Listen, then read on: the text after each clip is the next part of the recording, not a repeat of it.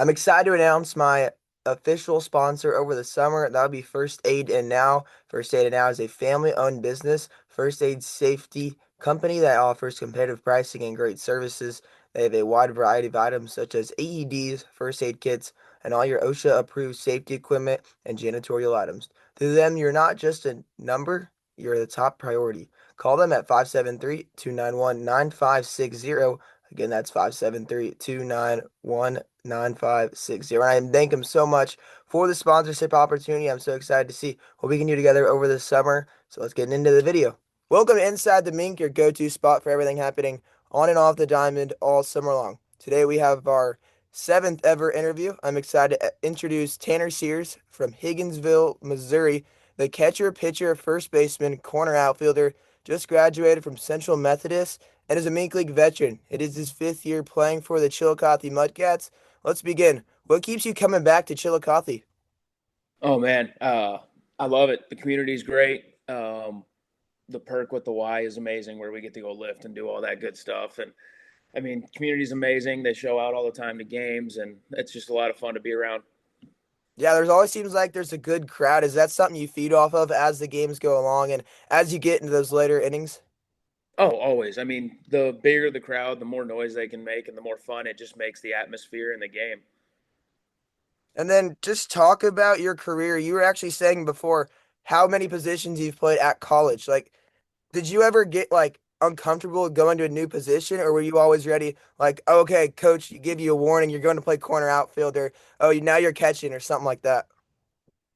I'm always ready, but I will say making an adjustment to the outfield my second year at Central Methodist was a little weird. I had messed around there in practice at times, just having fun and stuff, but having to do it one game a weekend because I was coming back from Tommy John and I had just gotten cleared to throw. And we had a guy who was really good on the mound as a starter. He was a two-way guy, played the outfield for us every other game. And so they were like, you know what? We can't DH you for him, so we're going to put you in the outfield for a game a weekend. And took a second, but once I figured it out, it was a lot of fun. And now you added second base to that last night. How was that adjustment? I mean, you made a couple plays. Oh, that was fun. I haven't done that since my senior year of high school in summer ball. I would pitch, and then whenever I was ran out of pitches or whatever, it was like, hey, do you want to go back behind the plate and take a chance on the arm, or do you want to just go try to play second? And then it ended up being second, and I always had fun with it. But last night was a lot of fun whenever I got to make that switch. And then have you always had to go from the field to the mound? Because it seems like when you guys played Sedalia, you were warming up in between innings. Is that something that you've always done, or is that something you kind of just do in summer ball? It's something I've always done for sure, but I mean, it's definitely what I would rather do. I would rather be able to be invested in the game from the aspect of being on the field and not having to focus solely on pitching stuff and being able to just be like, all right, I might have to go within the next two innings, so I'll just go throw a few. It always seems to work better for me that way as well. So then, like, how many pitches do you like take you to get loose? Because you're still throwing in between innings and stuff like that, or is it just like it'll take a longer or shorter period of time? I mean, it doesn't take me very long. I'll go back in and Hudlow will tell me to go to the bullpen and throw a few, and I mean, I'll do a couple of crow hops and then one, maybe two of each pitch, and I'm ready to go. Oh, so you get hot fast. Yeah, it does not take me very long. So then now let's kind of take a corner. You're a freshman going into college. Just how was your recruiting process of going into Central Methodist?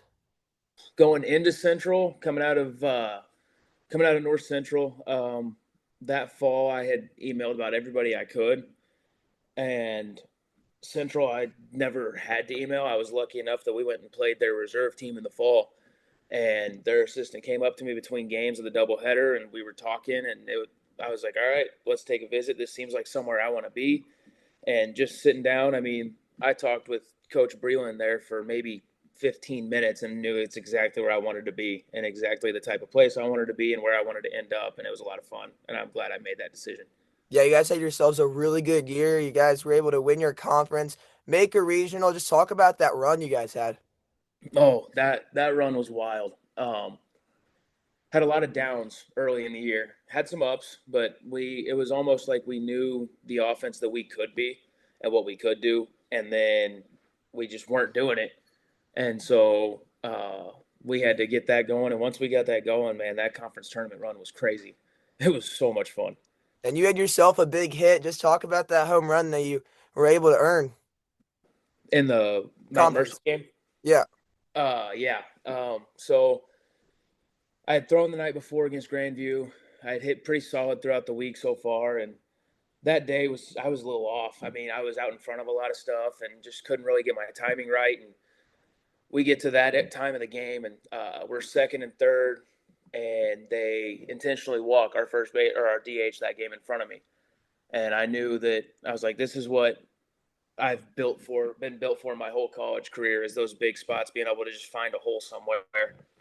And I mean, my whole goal that AB was just go up, catch a barrel, and see what happens. And I mean, it was a long AB. I probably saw 8 different pitches before I finally got the right timing on that fastball, and I hit it and knew it, and everybody knew it, and it was pretty much the nail in the coffin, and it was a lot of fun.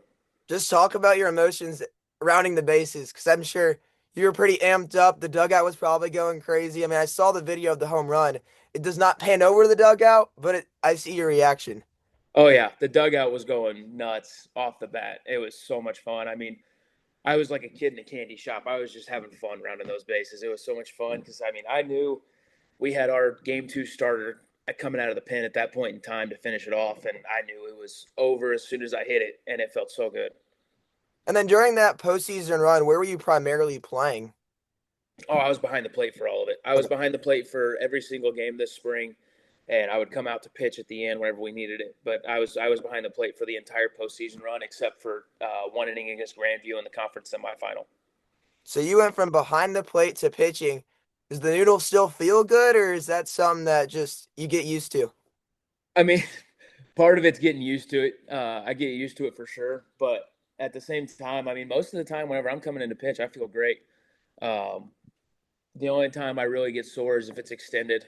But most of the time, I feel pretty good. Felt pretty good going into last night, and told Hudlow, I was like, "Hey, I'm good to go if you need me. Like, let's do it. Safe spot. Let's go."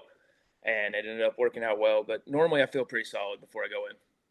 All right, so will we see you behind the plate this summer, or is that still you still waiting on that? At some point, probably. Coming into this summer, I told Hudlow to bring in however many catchers he wanted because I'm 24 years old at this point. I've caught my whole life. I just wanted to have one more summer of playing and having fun, and I didn't care if I caught. And so, I mean, we're getting those guys innings, and they're playing pretty well. And there's no real reason to force me back there if we don't need to. And I could see, I mean, late in the summer, we'll probably have a couple of guys have to go do some internships and whatnot. And so there's a real shot I end up there later this summer. And then let's talk about the Mudcats here. You guys started off so you guys got a win against the Monarchs and then two big wins over the Bombers. What kind of changed from those first couple games to those wins over the Bombers? I mean, we knew we had the bats to hit, and we knew that we had the bats to really hit with anybody in the league, in our opinion. We just needed to get going. We had some guys shaking some rust off. I mean, multiple of us hadn't played in a few weeks, but by the time we started the summer, hadn't seen a live pitch in a few weeks. And I mean, we have guys who redshirted all spring and didn't get any sort of live ABs. And so they hadn't seen live pitching in a year almost at that point. And so we knew it just took a little bit of time for us to get going. And once we get going, we knew we were going to be just fine. Yeah, and then later in the game, you're able to hit a big double. In yesterday's contest, you later scored that game-winning run. Do you feel nerves like going up with those two outs, like a big hit situation, or is it just now natural for you at this point? At this point in time, I mean, at this point in my life, that it just turned into kind of natural at that point, and those are the moments I live for. All right, so now we're gonna do the rundown. It's as many questions as you can answer.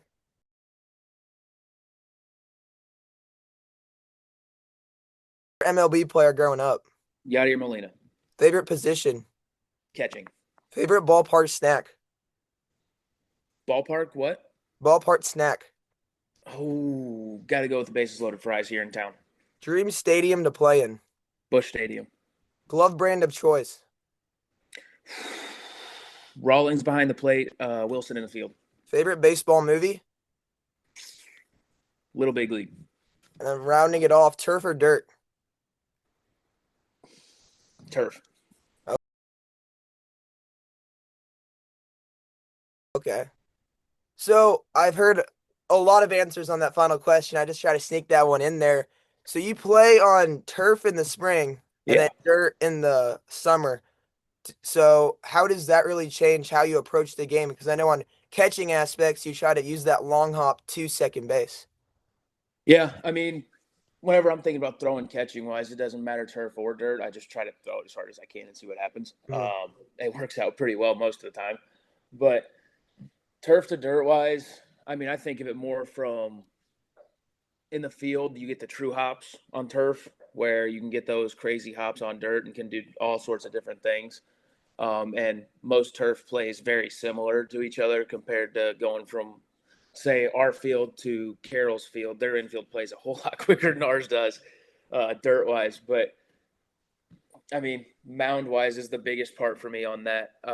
I know turf, I'm getting the same feel and where my foot's at on the rubber and everything, no matter what. Where on dirt, there's a lot of adjustments that have to be made depending on the kind of guys that have pitched before you, where they set up on the mound, the kind of holes that they might dig for themselves.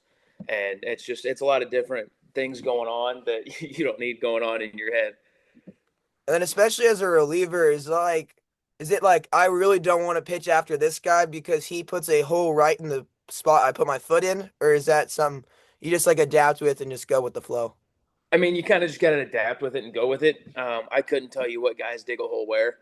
I just know that once I get out there, sometimes our mound has a crater on it that my foot gets stuck in, and it just is what it is. And you got to find a spot to go with and roll. And sometimes you find a mound that is still clayed up really well and flat and ready to roll, and it feels great. So is that same with the box though later in the game, or is that something that doesn't get as bad as the mound? I mean, there are times it gets somewhat bad, but most of the time that a batting box is bad is if it's already dug out and the clay didn't hold or something. But most of the time the box isn't too bad. All right, so what is like a game day routine of yours? I know you had to work this morning and then you're like, and I'm like, can I get an interview? So how busy are your days? I mean, you just played last night and you're up at 8 a.m. I mean, most of the time they're not too bad. The mornings where I got to go work at 8 a.m., I get real tired real quick. But most of the time they're not too bad. I'll sleep. I mean, I'm up around 9 or 10 anyways, so eight's not too bad. But I'll sleep till 9 or 10, and then go get a lift in at the Y most days, and really just hang out after that until BP or until we hop on the bus. Now the real question is, how do you manage if you get back at 1, 2, 3 a.m.? Caffeine. Caffeine? All right, so Yeah. what's your go-to? Is it coffee? Is it energy drinks? Well, I work at a nutrition tea shop, and so most of that time I just start slamming those in the morning. But if it's, I mean, if it's a late night and I don't work in the morning, I should normally get some sleep. But if I don't, then it's either coffee or I always drink some sort of 200 milligram caffeine energy drink before a game. Okay, so then you get amped up. Are you like you drink another before you pitch? Because I've had guys where it's two energy drinks, you smell some smelling salts, and you're a reliever, you go on in. I mean, I used to drink too, but I realized that much caffeine was not great for me in a 3 or 4 hour span. So I normally just stick to the one before the game, and then just try to kind of get myself going on my own before I go out to the mound. That's a question I like to ask all people that I interview. What keeps you driven in the Mink League? It's such a long summer. You play so many games in so many days. You also may have no sleep the night before, and you're already back at it. Yeah, I mean, keeps me going as just the fun of the game, and I mean, I just try to have fun in the summer and play as best as I can while getting to play the more of a pro type of schedule than you would get in the spring, where it's every day or even if you get one off day, you're playing 4 other days out of the week, 5 other days out of the week. Basically, just loving the game and having fun with it. Yeah, and you're a veteran in the locker room. It's your fifth year in the Mink, sixth year after collegiate baseball. Just talk about how you mentor these guys that are maybe younger and stepping up to the next level. I mean, a lot of it is kind of letting them learn on their own and not trying to force things on them because everybody's different. Everybody plays differently. I'm not trying to push how I pitch onto some other guy who might throw three completely different pitches than I do. But the big thing is just like the small things is just being like, hey, like switch something up here if you see these guys doing this, or like behind the plate on pitch calling, or like just talking to guys about different things and situations and whatnot. All right, kind of wrapping this up. what's a hobby of yours that might interest some fans of like going golfing or maybe you like to fish? Oh, I love to golf, man. Yeah, anytime I have the money to go golf, I go golf. Okay, so what's your strongest part of your game? I've heard someone say they're iron and wedges. I've heard the driver. What's your go-to? Like Oh, I'm it's de- in it's this it's club. definitely the irons. I can't hit a driver straight to save my life. It's definitely the irons. So I've learned I gotta play the slice. Like I'm aiming left and I'm just playing for that slice because that's how I usually hit well. Oh, have to. And if I can't figure that out and I end up just having to take a 4 iron off the tee, it's what I got to do. Because I've played a couple people that do that, but I'm like, I'm shooting this on my driver, and whatever happens, happens. Like if I lose the ball, I lose the ball. I mean, I want to have a pure drive at the. I have 18 holes to have one good drive, and if I leave with one good shot and any torpa like a good wedge shot or something like that, I'm good. Oh yeah, there's always that one shot that keeps you coming back. Always. I mean, you could be having the worst round of your life, and then you hit one 5 iron, 200 yards to 5 feet from the pin. You're like, oh, yep, coming back next time. Done. We're set. All right, so kind of now going to in your entire baseball career, what is your favorite memory of playing baseball? I know you've had a couple years playing it. Yeah, I've had plenty of years playing baseball. Um, I mean, my favorite memory overall has just got to be all the guys that I've met, all the relationships I've created, and all the fun times I've had on bus rides. Okay, so then what do you do on bus rides? Are you a moth guy? Are you a sit in the front, headphones in, you're scrolling on TikTok or something? Oh, we play Moth every time, every bus Okay. ride. At this point, we're always playing Moth. We get a good amount of guys on the bus to play, and we're just laughing, having fun, yelling at each other the whole time. So are you the narrator? Most of the time, yeah, but sometimes I'll hand it off to PB so I can play a little bit because it's fun to try to mess with people. All right, so you kill first round or recruit. I mean, you might be telling your strats out if they go watch this. Oh, I kill. They know I kill. If it's me, I'm killing off rip every time. All right, so thank you for doing this. I really appreciate any final words before we conclude this. Man, all I gotta say is thank you for having me. This is a lot of fun. Well, that's all we have today. Please like and subscribe as the Mink Marathon is almost halfway into full swing. We're mid of June and we're looking for more games to come. Thank you so much. Thank you. All right, now I'll pause this. So thank you for